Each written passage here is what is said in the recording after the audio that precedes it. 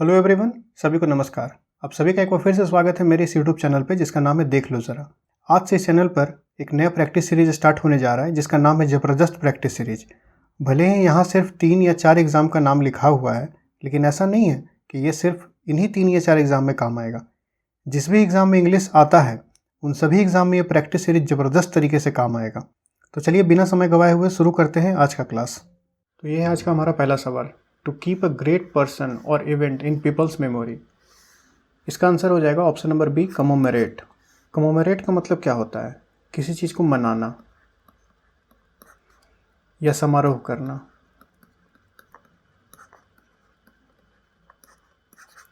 जैसे किन्हीं की कोई अगर जयंती है तो उस जयंती को मनाना, उसे बोलते हैं कमोमेरेट। कमोमेरेट को कैसे याद रख सकते हैं? मेमोरी से। मेमोरी से ये मिलता जुलता वर्ड है। और इसमें जो वर्ड है कॉन्ग्लोमेरेट, कॉन्ग्लोमेरेट का मतलब क्या होता है? किसी चीज़ का मिक्स होना, मिक्सचर होना, एकत्रित होना। इसका एक और वर्ड है अमलगमेशन। अमलगमेशन आपको मिलेगा कहीं ना कहीं एग्जाम में। कोइंसिडेंस, कोइंसिडेंस का मतलब होता है संयोग, एक्सीडेंट, बाई चांस। अगला सवाल, the use of many words where only a few are necessary. बहुत ज़्यादा वर्ड का इस्तेमाल करना किसी चीज़ को व्यक्त करने के लिए, लेकिन उसका जिसका ज़्यादा ज़रूरत है नहीं। इसका आंसर हो जाएगा ऑप्शन नंबर ए, सर्कमलोक्वेंस। सर्कमलोक्वेंस का मतलब होता है, जैसे देखिए सर्कम का मतलब होता है गोल, लोक जो है एक रूट वर्ड है, लोक का मतलब होता है बोलना या बात करने से रिलेटेड ये है। तो सर्कमलोक्वेंस का मतलब होता है कि गोल गोल एक ही बात करना, जैसे कि जलेबी छानना गोल गोल।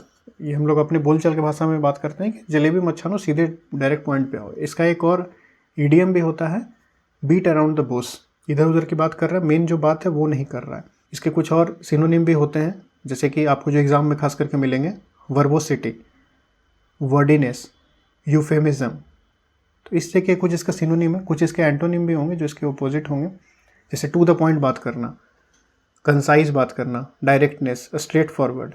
ये इसके कुछ एंटोनिम होगा। Rapid increase in the number और अमाउंट ऑफ समथिंग, किसी भी चीज़ में बहुत तेज़ी से वृद्धि होना। इसका आंसर हो जाएगा option number C, proliferation. Proliferation का मतलब क्या होता है कि किसी भी चीज़ में ग्रोथ होना, रैपिड इंक्रीज होना। इसका एंटोनिम क्या हो जाएगा? घटना, डिक्रीज होना। Next question, the study of human history and pre history through excavation. इसको कहेंगे ऑप्शन नंबर डी, आर्कियोलॉजी।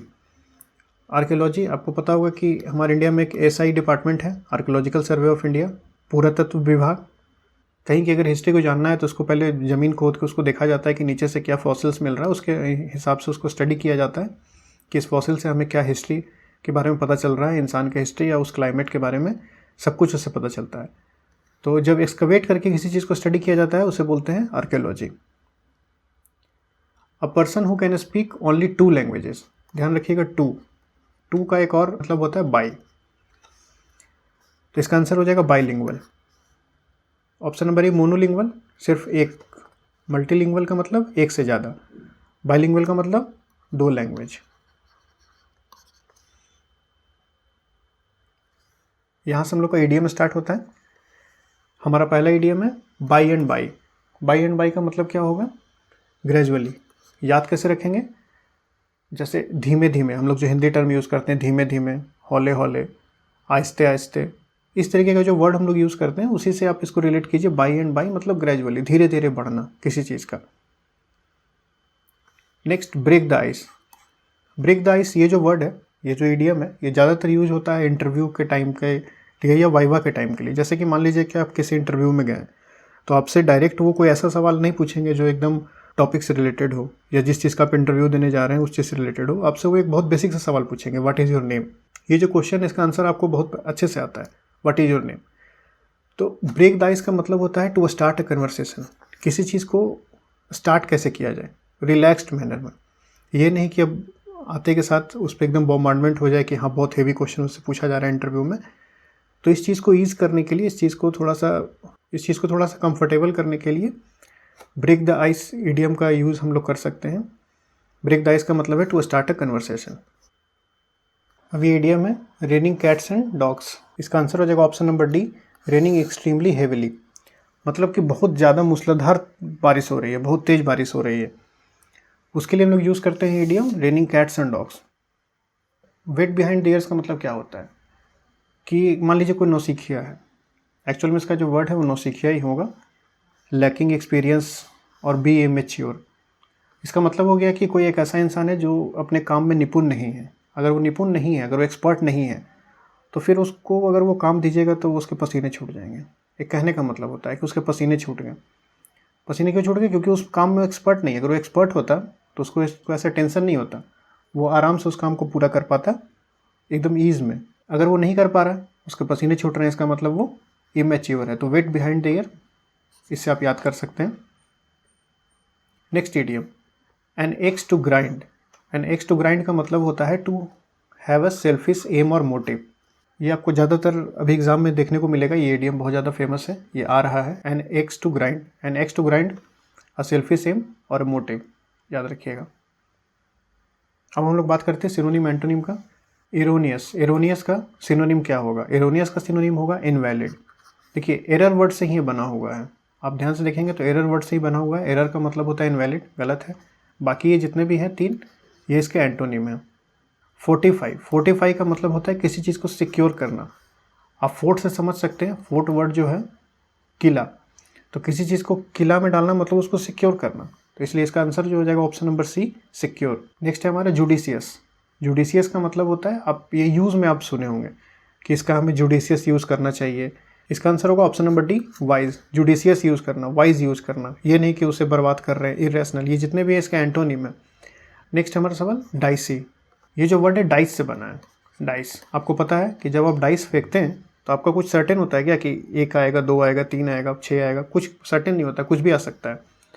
तो डाइसी का जो सिनोनिम होगा वो होगा अनसर्टेन, मतलब कुछ सर्टेन नहीं है।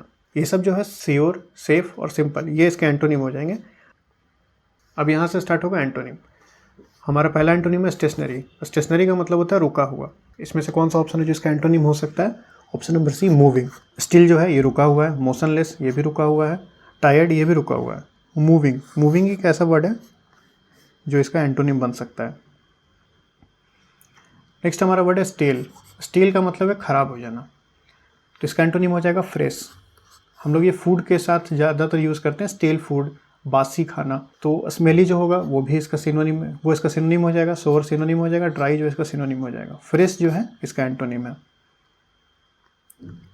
प्रोक्रेस्टिनेट, ये तो हम लोग हमेशा करते हैं। प्रोक्रेस्टिनेट का मतलब होता है किसी चीज़ को टालना, किसी चीज़ को आगे बढ़ाना, काम नहीं करना। तो इसका सिनोनिम क्या हो जाएगा? Delay, defer, drag. इसका एंटोनिम जो सवाल में पूछा गया एंटोनिम, तो एंटोनिम क्या हो जाएगा? Option number C, do. अगर प्रोक्रेस्टिनेट कर रहे हैं मतलब किसी काम को नहीं कर रहे हैं, करने का उसका उल्टा क्या हो जाएगा? करना, यानी कि डू।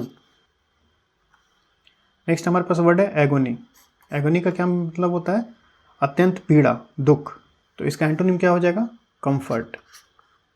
बाकी ये जो 3 है ये इसके सिनोनिम है। एगोनी, इसको आप ऐसे भी याद कर सकते हैं जैसे हमारे जो बोलचाल के भाषा है, एगो नहीं दो गो, तो उसी तरीके से एगो नहीं, बहुत सारा दुख है मेरे पास। एगो दुख नहीं है, बहुत सारा दुख है। नेक्स्ट वर्ड हो गया हमारा बैंटर। बैंटर का मतलब होता है बहुत ज़्यादा बोलना, अच्छे सेंस में नहीं है, मतलब नेगेटिव सेंस में ही आएगा। बैंटर जो है बहुत ज़्यादा बोलना। इसका जो एंटोनिम है वो हो जाएगा प्रेज करना। प्रेज जो है वो पॉजिटिव टर्म में है, आप किसी को प्रेज कर रहे हैं, आप उसके लिए अच्छा बोल रहे हैं। बैंटर का मतलब है कि आप बोल रहे हैं लेकिन वो अच्छा नहीं बोल रहे हैं। इसका सिनोनिम हो जाएगा टीजिंग, फन, गॉसिप। बैंटर को आप कैसे याद कर सकते हैं? वो बहुत बनता है, हम लोग बोलचाल के भाषा में बोलते हैं, वो बहुत बनता है, बहुत ज़्यादा बोलता है। तो उसी तरीके से बैंटर, बहुत ज़्यादा बोलना। तो ये था हमारा अंतिम सवाल आज का। अगर आपको ये वीडियो पसंद आया है तो आप इसे लाइक करें, शेयर करें अपने सभी दोस्तों के साथ, और सब्सक्राइब करना नहीं भूलें इस चैनल को जिसका नाम है देख लो ज़रा। Thank you.